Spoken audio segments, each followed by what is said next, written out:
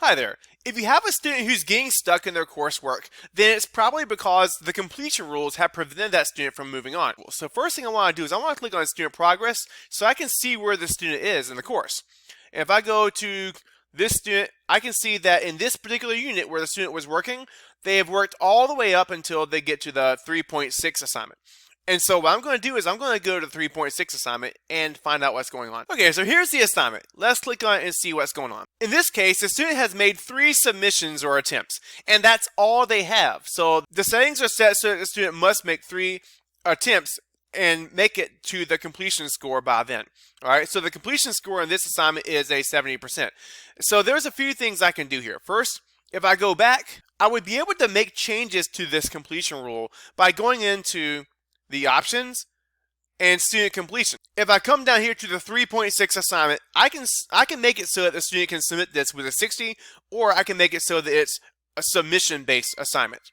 Either one of these could be appropriate depending on your situation. You may also find it to be appropriate to simply click on the X and delete out the completion rules depending on your situation. Another option you have is to click on the name of the assignment and then go into the results and view the attempts on the student and remove one of the attempts the student made. So I can see here that the student really isn't taking very long on these assignments. So if I want, I can take the 3rd attempt and I can either delete it, or probably even better, I can unsubmit it. What this is going to do is it's going to enable the student to resume the quiz exactly where they left off. Now they can go in and see what they had already done and make any necessary corrections. Students also are able to go in and view their previous attempts, so it might be worth encouraging them to do so. One final thing you can do in order to make it so that students can move on is to click on the settings.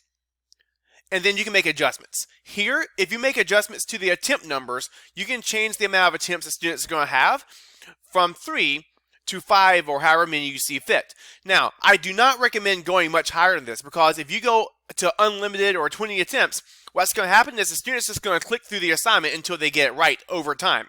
And they're not really going to learn that way. And so the reason why I prefer that the settings are going to be set to 3 to 5 attempts is because this is going to give you the opportunity to make any kind of instructional adjustments here so that the students can we can make sure that students understand.